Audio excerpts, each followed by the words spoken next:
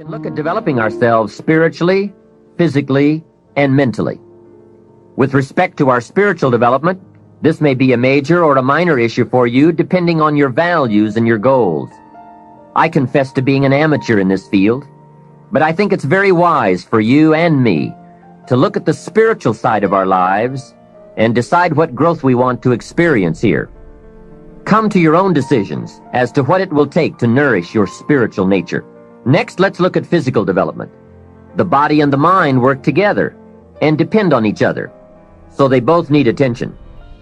There's a Bible phrase that says, treat your body like a temple. So just put it in your notes, body like temple. Not a bad suggestion. Treat your body like a temple, not a woodshed.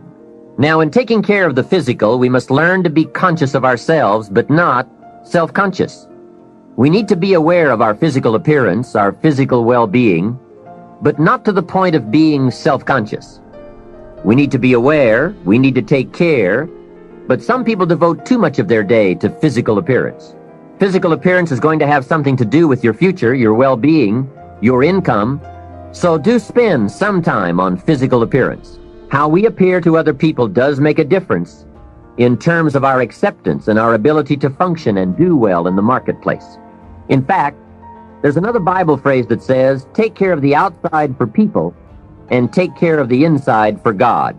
People look on the outside and God looks on the inside. Now, you might believe that people shouldn't judge you by physical appearance. Well, let me give you a clue. They do.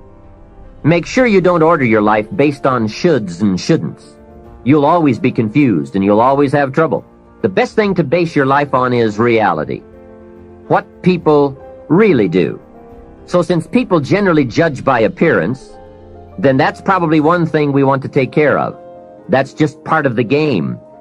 Now, of course, when people get to know you, or if they've been around you any length of time at all, they're going to judge you by more than appearance. But sure enough, people at first are going to take a look. So taking care of yourself in personal appearance is a consideration. Now, physical development also includes your good health and your well-being. You've got to spend some time on that so that you feel good in the marketplace. Get involved in some form of disciplined exercise. Keeping fit and feeling good has a positive effect on your attitude, not just your appearance. Even if you're not into sports, there are some cassette programs and books on how to stay in excellent shape in only 20 to 30 minutes a day. Get the tapes and find your best way to stay physically fit. Just develop a bit of consciousness about taking care of yourself physically. Physical fitness pays great dividends in terms of your energy level, your ability to live a long, healthy life, and your general sense of well-being. The other part of physical well-being is nutrition. There are some excellent cassettes and books on this subject for you to investigate as well. Do all you can to stay fit, to stay healthy, and to stay well, because physical health and fitness affect how you feel about yourself and how you perform in the marketplace. When you feel good about yourself, other people will feel good about you too. Appearance, vigor, vitality, and well-being have a lot to do with how your life works out. That's the physical side. Now, the mental exercise and nourishment are just as important as physical and spiritual exercise and nourishment. You want to make sure that the acceleration of your mental health, mental well-being, and mental capacity keeps up with your physical capacity. So make sure at 40 that your mind has kept up with the passing of the years. Don't stay 30 at 40. Don't stay 30 at 50. Keep up the learning curve with mental exercises. I congratulate you for your investment in this cassette program as a further expansion and stimulation of your mind and your thinking. It's so important for you and me to be stretched beyond where we are. It's too easy to just comfortably sit and stop growing. It often doesn't seem to be that necessary to make the push, to make the effort to learn and to grow and to challenge yourself. But let me give you something to think about. The last few years of the 20th century are going to demand a lot more mental vigor and mental activity. The competition and complications of life are going to truly challenge the full capacity of our mentality. So, stretch your mind. It's easy when you finally find yourself in a good job to stop pursuing mental development. Have you heard about the accelerated learning curve? From birth up until the time we are about 18, our learning curve is dramatic, and our capacity to learn during this period is just staggering. We learn a tremendous amount very fast. We learn our language, our culture, our history, mathematics, everything. But guess when this learning curve starts to taper off? When we get our first job, usually. Now sometimes, for some people it will continue, but sure enough, here's where it usually levels off. If there are no more exams to take, if there's no demand to get out paper and pencil, why read any more books? Now you will just learn by some experience, just getting out there and by doing it wrong and doing it right and stumbling around. You learn some. But can you imagine what would happen if you kept an accelerated learning curve all the rest of your life? Can you imagine what you could learn to do, the skills you could develop, the capacities you could have? So here's what I'm asking you to do. Be that unusual person who keeps up his learning curve. Succeeding in life is not usual. It's unusual. You need to develop some unusual habits to earn the outstanding rewards. A friend of mine said, a standard education will get you standard results. You want a lot more than standard results? You need to become a lot more than a standard person. And now I've got some more good news for you. Never before in the history of the world has it been easier for someone like you or me to become educated, skilled, highly creative, innovative, and spilling over with profitable ways of thinking. I'm talking about making full use of audio cassettes like the one you're listening to now. You can turn your automobile into a professional growth seminar on wheels.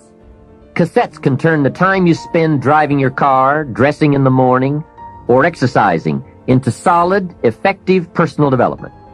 While your friends are vegetating on the way to work, listening to the radio that doesn't help them one bit to do a better job, you're picking up new negotiating skills, better sales techniques, or a new creative way to solve problems. Keep building your library of fine, quality cassette resources. There isn't a better place you can put a few dollars every month. Become a student of good ideas, wherever they can be found. Start with all the things you can do to make your life better and make you feel better about yourself. Make a list. Life will give you some pretty big challenges if you can handle the small ones. But unless you practice on the small ones and master those, you don't have a chance for the major ones. A man strides out of his house to go straighten out the corporation, and he has not yet straightened out his garage. Who's kidding who? So work on all the disciplines that will improve the quality of your life. And here's an important thought. Everything affects everything else. Every lack of discipline affects every other discipline. Mistakenly, the man says, "This is the only place I let down." See, that's not true. Every letdown affects the rest of your performance. Now here's the positive side. Every new discipline affects every other discipline. Every new thing you try affects the rest of your performance. Isn't that exciting? So get started on every small discipline you can think of. You can't believe what it will do for your self-confidence. And remember, the greatest deterrent to success is lack of self-confidence.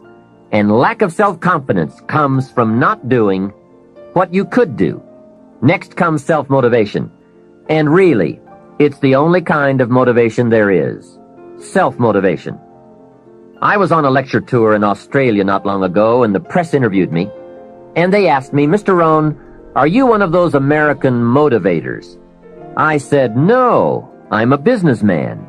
I can share my ideas and my experiences, but people have to motivate themselves." Hey, I found out you can't change people. They can change themselves, but you can't change them. Lord knows, I've tried. I had a super group of salespeople back in those early days, and I said, "I'm going to make them successful if it kills me." Guess what? I almost died. You can't do that. In management, we learn good people are found, not changed. If you want good people, you have to find them. That's the best answer I can give you. If you want motivated people, you have to find them, not motivate them. The first rule of management is don't send your ducks to Eagle School.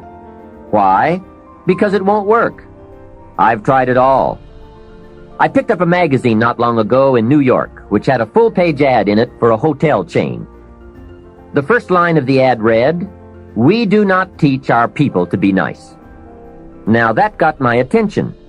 And the second line said, "We simply hire nice people." I thought, what a clever shortcut. Motivation is a mystery. Why some people are and some are not. Why does one person in sales see his first prospect at 7 in the morning, and the other salesperson sees his first prospect at 11 in the morning? Why would one start at 7 and the other start at 11? I don't know. I call it mysteries of the mind. I give a lecture to 1,000 people. One walks out and says, "I'm going to change my life." Someone else walks out with a yawn and says, "I've heard all this stuff before." Why is that? Why aren't they both affected the same? I don't know. I call it mysteries of the mind. A wealthy man says to 1,000 people, "I read this book, and it started me on the road to wealth." Guess how many people of the 1,000 go out and get the book? Answer, very few. Isn't that incredible? Why wouldn't everyone go get the book? It's called mysteries of the mind. To one person you say, "You better slow down. You can't work that many hours, do that many things, go, go, go. You're going to have a heart attack and die." And to another person you say, "When are you ever going to get off the couch?" What is the difference? It's called mysteries of the mind. Why wouldn't everyone strive to be wealthy and happy? I don't know. It's a mystery. So be self-motivated. Don't give that job away to someone else. The guy says, "Boy, if someone will just come by and turn me on." Hey, what if he doesn't show up? You've got to have a better plan for your life. Since you're self-motivated, and I would assume that you are since you've invested your money, and now you're investing your time to gather good ideas for more success, I want to share the best of what I've learned and experienced in my life. You deserve the best I have to give, and more.